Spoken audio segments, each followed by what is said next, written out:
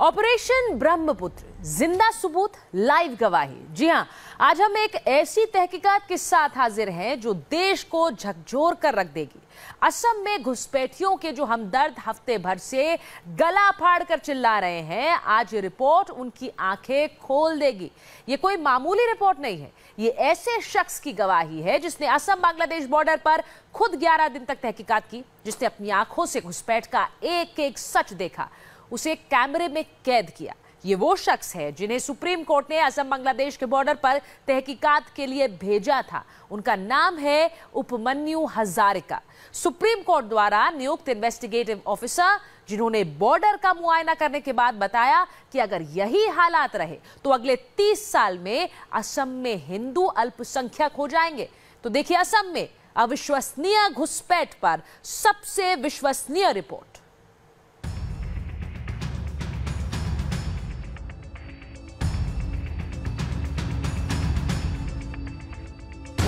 हर हिंदुस्तानी इन तस्वीरों को गौर से देख ले।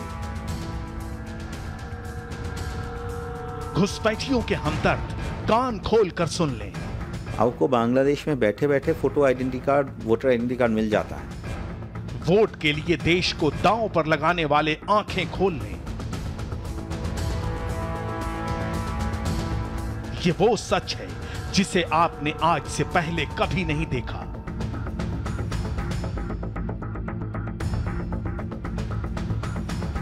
ये सुनी सुनाई बातें नहीं, आंखों देखी तहकीकात है। खुद ऑफिसर लोग कहते हैं कि ये नौके में इतने इतने भरे भरे आ रहे हैं लोग, मैं उनको वेरीफाई नहीं कर पाता। ये बांग्लादेशी घुसपैठ पर सबसे विश्वसनीय पड़ताल है। ऐसे परिस्थिति हो गया कि असम में जो लोकल लोग हैं 2040 तक अल्पसंख्यक हो जाएंगे।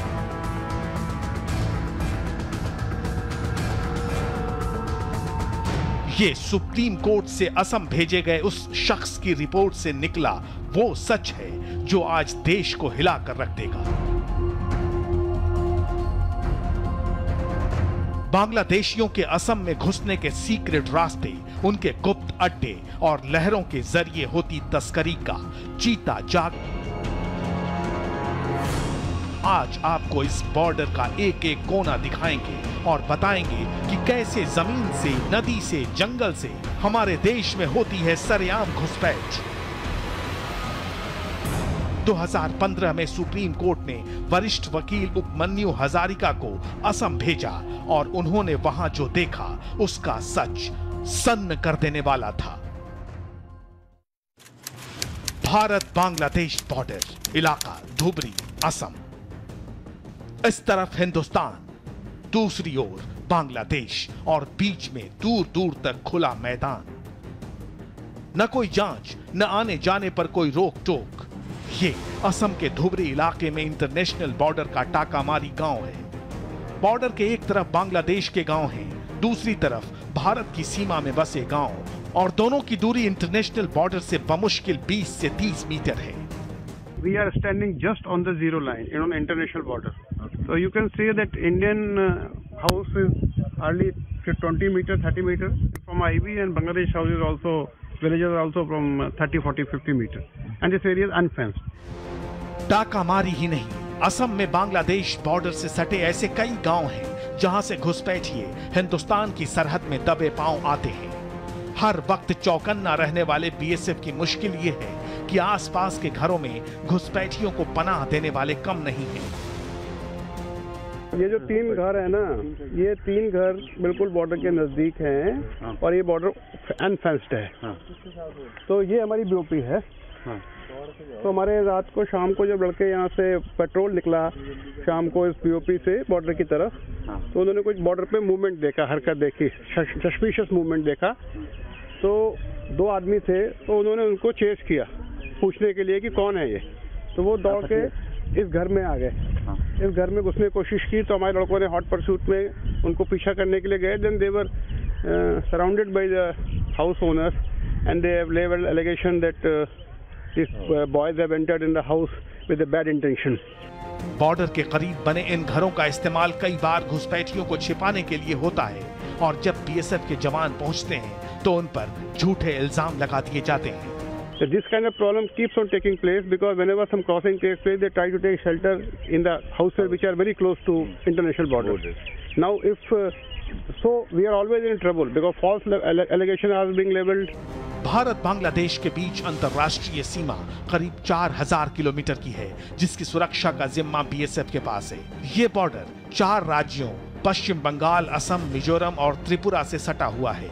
असम से लगने वाली बांग्लादेश की सीमा 272 किलोमीटर की है, जिसमें 176 किलोमीटर जमीन से सटा बॉर्डर है, जबकि करीब 95 किलोमीटर की सरहद ब्रह्मपुत्र नदी से गुजरती है, यानी वो इलाका जो नदी के पानी से पटा हुआ है।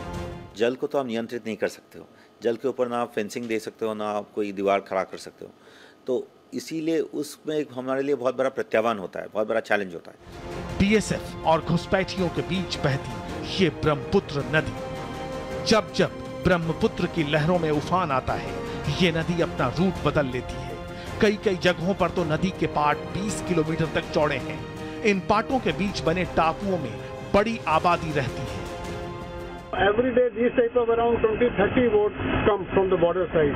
One boat can carry 200 to 250 people. So this is the point where we try to check them, stop them and check. Assam में 95 किलोमीटर में फैली इसी रिवराइन बॉर्डर की निगरानी सबसे बड़ी चुनौती है।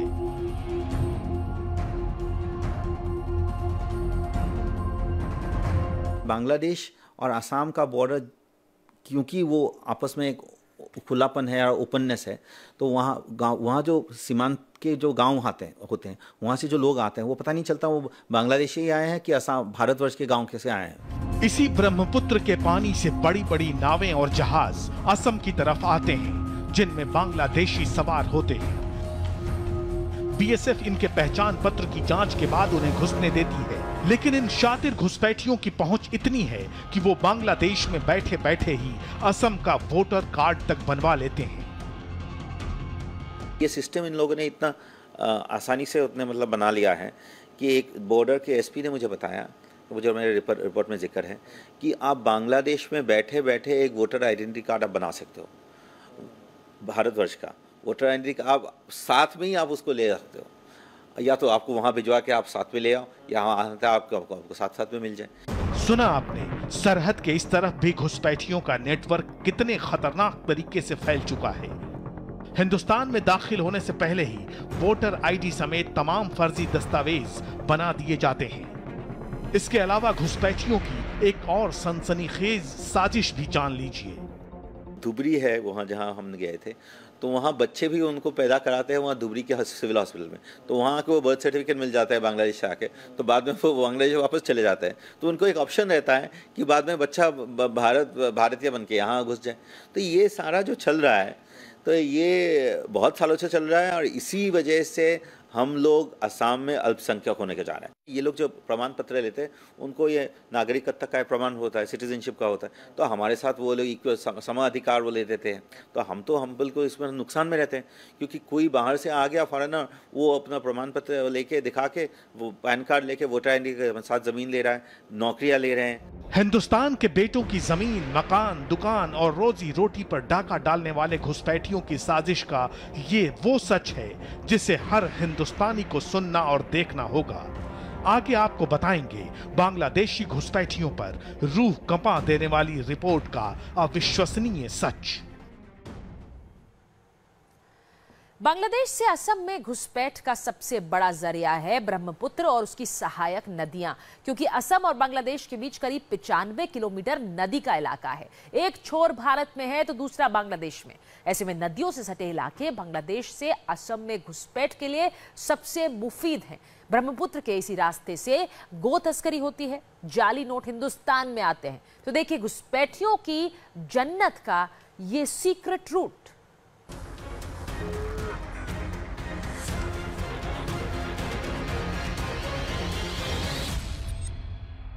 हिंदुस्तान की सरजमी से चोरी छिपे लाई गई इन गायों को ऐसे ही केले के तनों से बांधकर ब्रह्मपुत्र नदी में उतार दिया जाता है।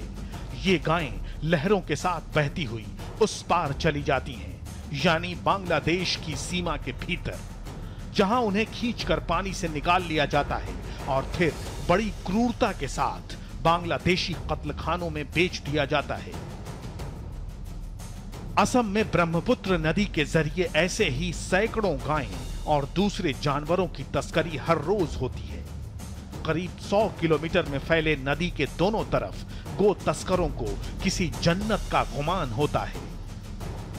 आज से पहले ऐसी तस्वीरें आप तक कभी कभार पहुंचती थी, लेकिन जब सुप्रीम कोर्ट की बनाई कमेटी के इन्वेस्टिगेटिव ऑफिसर उपमन्यु हजारिका इस इलाके में पहुंचे तो उन्होंने जो देखा वो बहुत चौंकाने वाला था।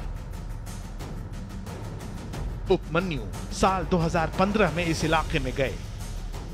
उस वक्त उनके हाथ गो तस्करी के सबूत मिले। चौका 4 में बीएसएफ की पोस्ट के पास कुछ मवेशी बंधे थे जो एक दिन पहले ही जब्त किए गए थे। From the look of the cattle and the build of the cattle, you can make out these cattle doesn't belong to this area of India. These are from the central part of India and western part of India. You can easily make out.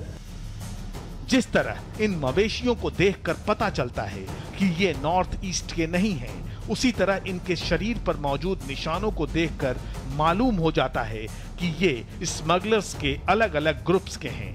मवेशियों की पीठ पर ये खास marking smugglers लगाते हैं ताकि पहचान में आसानी हो। कैटल क्या करते हैं, वो बाहर से लगे भारतवर्ष के दूसरे इलाकों से लाते हैं।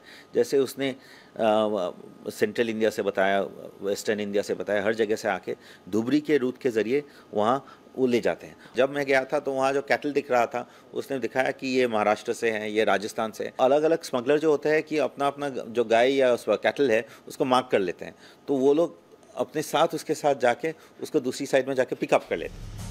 असम में बांग्लादेश से आने वाले घुसपैठियों की तरह ही गो तस्करी के मामलों में भी बेतहाशा इजाफा हुआ है। हजारिका कमीशन की रिपोर्ट बताती है कि 2014 में धुबरी सेक्टर में मवेशियों की तस्करी का जो कारोबार करीब 1 करोड़ 90 लाख रुपए का था, वो 2015 में बढ़कर 13 करोड़ 80 लाख तक पहुंच गया। हजारिका कमीशन की रिपोर्ट में लिखा है कि मवेशियों की तस्करी और घुसपैठ के साथ साथ बांग्लादेश में बड़ी तादाद में नकली नोट भी इन्हीं रास्तों के जरिए हिंदुस्तान भेजे जाते हैं। कई बार गो तस्कर भारत से बांग्लादेश जाते हैं और उधर से फर्जी नोटों के साथ वापस आते हैं। कैटल स्मगलिंग के साथ हमारे से यहाँ से कैटल जाता है और उस साइड से फेक इंडियन करेंसी आता है, और वो फेक इंडियन करेंसी आता है, उसमें क्या होता है उनको थोड़ा जेन्युइन करेंसी देता है और ज़्यादातर फेक करेंसी देता है उसको सर्कुलेशन के लिए, तो उस हिसाब से वो डबली बेनिफिट हो जाता है।